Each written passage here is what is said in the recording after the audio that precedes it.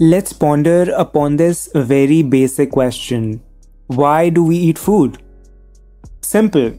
To stay alive and healthy. To go about doing our tasks and for proper growth of our bodies. To feel nourished. To feel energized. Right? It's so simple. But the thing to note here, other than the obviously supporting our body's point, is the feeling of it all. We want to feel full. Feel energized and nourished. This thing is never talked about, but as humans, our feelings and emotions play and have played a very big role in our diets and eating habits since the beginning of time. Welcome. You're listening to TALRadio powered by Touch Your Life Foundation, and this is Foodology. I'm radio host Devansh, and on this show, I talk about the enormous world of a little word called food. The relationship between food and emotions is a very complicated topic. This relationship varies according to particular characteristics of a person, according to their specific emotional state, and their personal experiences. Food is often closely tied to our memories and experiences, and can bring back strong emotions associated with those memories. Take for instance, you went to a cafe and the smell of freshly baked cookies brought back some happy memories of baking with your family as a child. On the other hand, there can be negative emotions associated with certain foods depending on an individual's experiences, like the sight of a certain type of dish might bring back negative memories of a time when the person was sick and was unable to eat. Even cultural and personal traditions surrounding food can also play a significant role in our emotional experiences and relationship with food. The holiday season just passed, and many of you may unknowingly would have felt a certain way by eating, smelling, or being in the presence of certain foods. Thanksgiving turkey and all the trimmings might hold a special emotional significance for families who gather together to celebrate the holiday. Christmas cookies and certain sweet spices used abundantly during the holiday season might be heartwarming and comforting for some. Similarly, there are varied foods, ingredients, dishes that might hold personal significance for an individual, such as a special dish that a loved one used to make. Let's dive deeper into this extremely complicated yet exciting world of emotions, feelings, and food. We'll talk all about how our senses can trigger certain emotions, what foods are good for enhancing your mood, which ones make it worse, and we will also be shedding some light on how to navigate this relationship in a healthy way. As I've said before, food and emotions have a very deep and strong connection, which is multifaceted, and sadly not given any attention. Because after all, what we eat has direct as well as indirect impact on our overall health and well-being, which very well includes how we feel. Not just the development of our body takes place, but also the mind from the kind of food we eat. For example, complex carbohydrates like grains, fruits, vegetables can boost serotonin levels in the brain, which can improve mood and promote feelings of happiness and well-being. On the other hand, eating unhealthy foods can have the reverse effects. Research has shown that there is a link between the gut and the brain.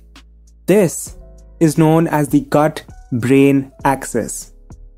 This means that the health of our gut can influence our mental health and vice versa. If I elaborate it further, the gut-brain axis can be referred to as the complex communication network between the gut and the brain, which plays a key role in maintaining overall health and well-being of a person. This gut-brain axis involves several different mechanisms of communication, including the nervous system, hormones, immune system signaling, and microbiome. While we talk about this, we can also look at all of this from a switched up perspective. For example, Till now, in this episode, I've talked about how the food we eat can have an impact on our feelings and emotions. But what about the vice versa of this? Looking at it from another perspective, we realize that how we feel in the moment can affect the way we eat and our overall eating habits, ultimately affecting our overall health. Let's talk about the role of emotions in our eating habits. It is not uncommon for people to turn to food for comfort or to cope with negative emotions. But this type of emotional eating can often lead to feelings of guilt and shame, which can create a cycle of negative emotions and unhealthy eating habits. We've all been there, and we all know exactly how it feels. So, cutting to the chase, how can we break the cycle and learn to manage our emotional eating? Before I get into that, it's important to understand what is emotional eating. If I put it simply, emotional eating is using food as a way to cope or regulate with our emotions, rather than using healthy coping mechanisms like talking to a friend or going on a walk. It's a very common behavior that can be triggered by a variety of emotions such as stress, boredom, sadness, or even happiness. It is also very important to understand that there is nothing inherently wrong with emotional eating. It's normal and natural that we humans cope with our emotions, and it can provide temporary comfort or distraction. The problem with emotional eating arises when it becomes a coping mechanism that we rely on too frequently, or when it interferes with our ability to maintain a healthy relationship with food and our bodies. There are a lot of steps that you can take to manage emotional eating and develop healthier habits. First, it's important to become aware of your emotional eating triggers. Do you tend to turn to food when you're feeling stressed at work or when you're bored on a Saturday afternoon?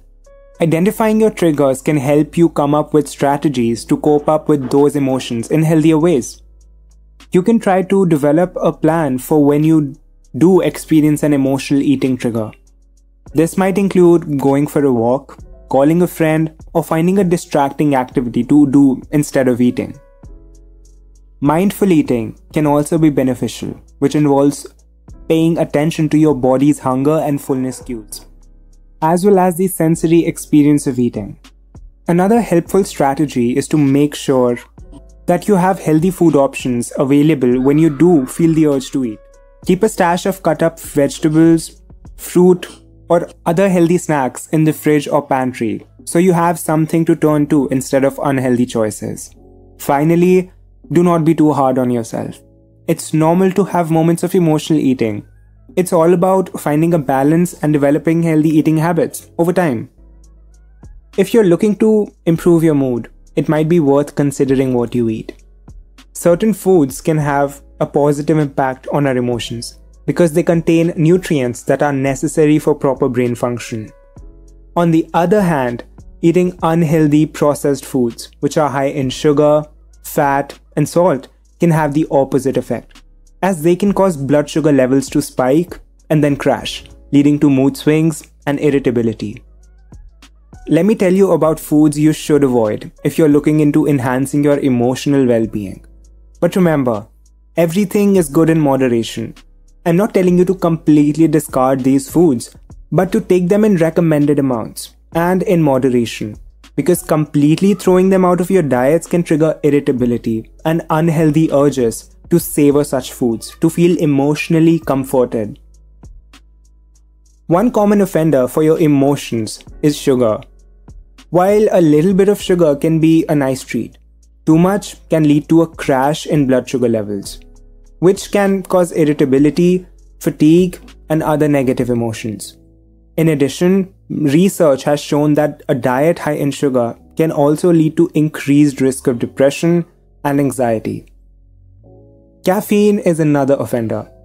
Caffeine is a stimulant which is found in a lot of beverages and foods, including coffee, tea, soda, and whatnot. It is commonly consumed to increase alertness and energy levels. However, caffeine can also have negative effects on mood and your overall well-being.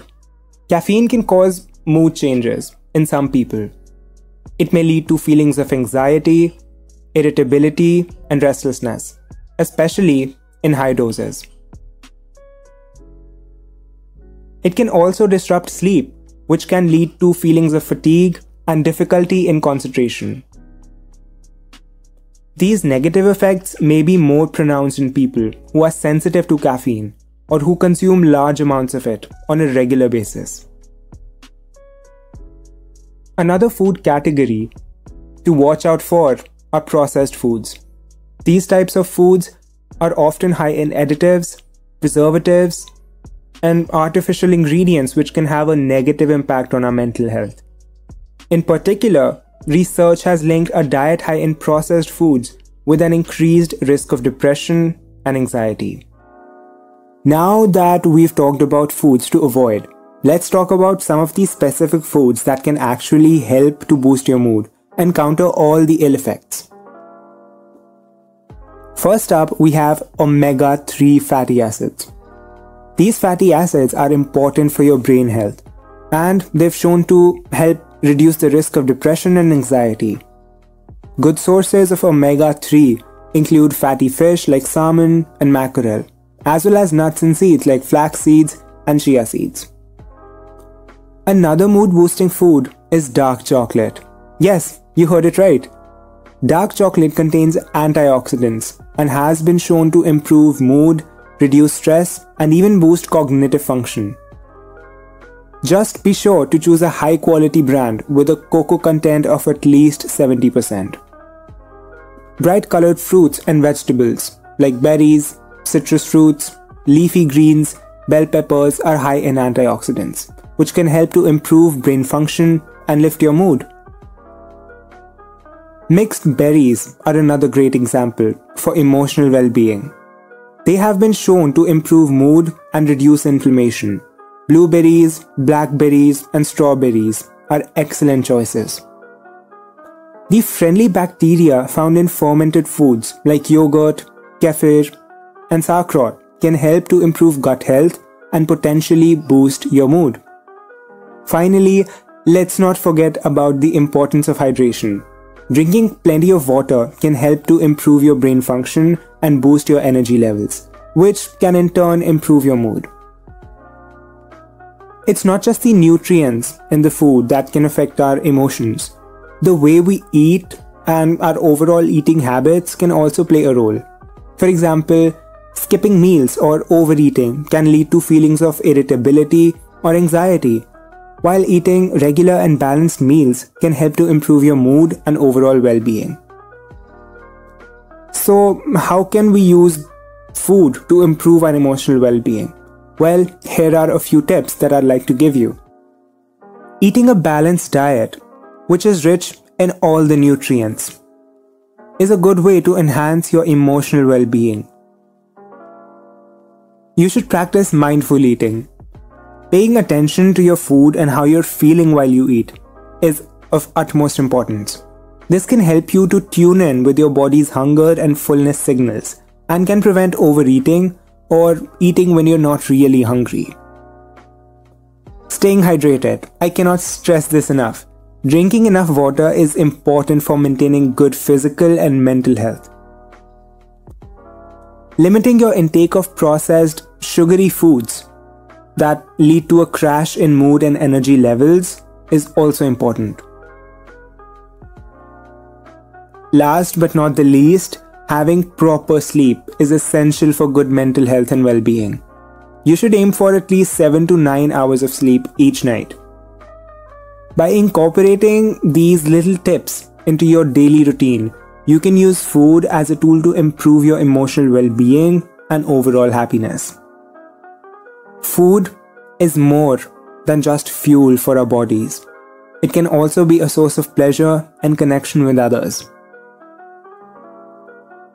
On a physiological level, certain nutrients and chemicals in food can affect our brain function and influence our mood. But beyond the physical effects of food on our emotions, The act of eating itself can also be emotionally charged.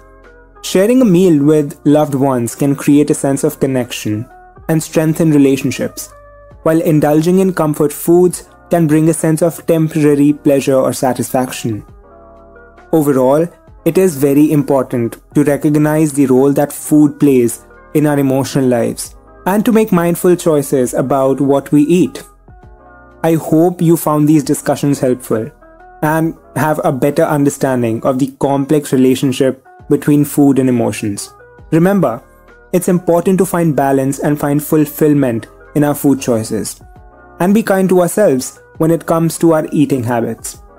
Thank you so much for tuning in. I had an incredible time talking to you. This is radio host Devansh signing off. Hope you have a beautiful and a magical day ahead. Until next time, take care.